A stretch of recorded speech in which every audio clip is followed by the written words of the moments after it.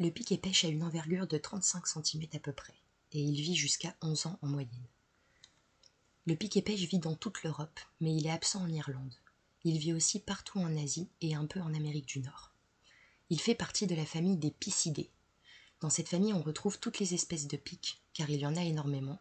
On retrouve aussi les picumnes et les tourcoles. Les espèces de cette famille sont arboricoles et ils ont un bec droit et tranchant à l'extrémité, ce qui leur permet de creuser le bois. Pour différencier les sexes, le mâle porte une tache rouge sur la nuque, alors que la femelle non. Les jeunes se reconnaissent car le rouge est plus étendu et plus vif, alors que le noir est plus terne. Les jeunes se reconnaissent car le rouge est plus étendu sur la tête et plus vif, alors que le noir est plus terne. D'ailleurs, le jeune peut facilement se confondre avec le pic-mare. Le pic-et-pêche est une espèce forestière. Elle fréquente tout type de boisement, que ce soit à côté de la mer ou en altitude. On peut aussi les voir dans les parcs, les vergers et les zones plus urbaines, tant qu'il y a des arbres. Le pic-et-pêche est arboricole. Cela signifie qu'il a besoin des arbres dans toutes les étapes de sa vie, que ce soit pour se nourrir ou pour établir son nid. Cette espèce est solitaire et très individualiste. Ils se retrouvent seulement au printemps pour trouver un partenaire et après ils retournent chacun à leurs occupations. Et le pic-et-pêche ne migre pas. Ils restent toute l'année. Cependant, dans certaines zones, ils peuvent faire des déplacements vers d'autres régions si la nourriture n'est pas assez abondante pour la reproduction de l'espèce. Pour signaler son territoire ou pour séduire une femelle, le pic-et-pêche utilise ce qu'on appelle le tambourinage. Il tape avec son bec contre un tronc ou du bois pour... augmente la fréquence.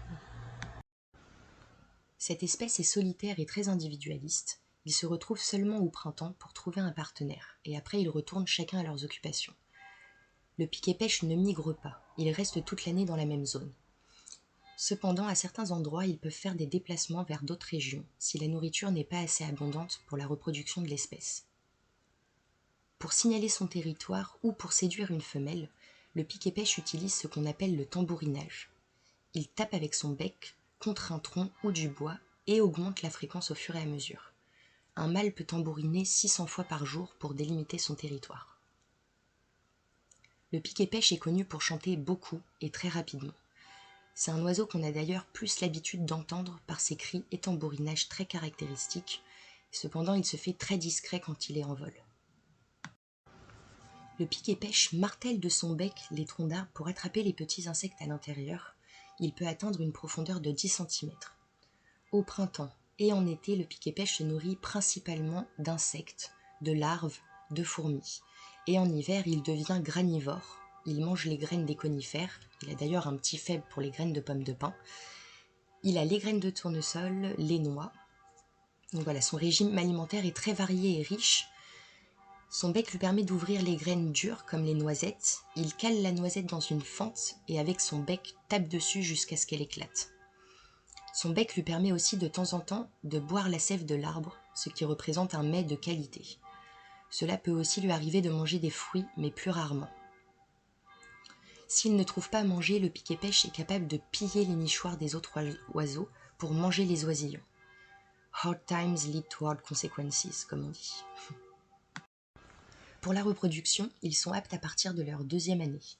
La période de reproduction commence en décembre, où ils vont se rapprocher doucement de leur futur partenaire, et les pontes commenceront en février-mars.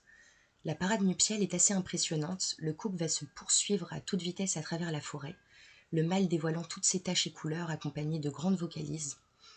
Et donc c'est à cette période que le fameux tambourinage est très fréquent. Pour le nid, le couple va creuser un trou dans un tronc, principalement le mâle. C'est un travail très difficile qui va prendre beaucoup de temps. Donc le nid est généralement situé à une vingtaine de mètres au-dessus du sol. Le creux peut atteindre une profondeur de 35 cm. Voilà pour vous montrer un peu l'ampleur du travail. La ponte a lieu généralement fin avril. La femelle elle va déposer environ 5 à 7 œufs. Et les jeunes sont nourris par les parents pendant une vingtaine de jours avant de prendre leur envol.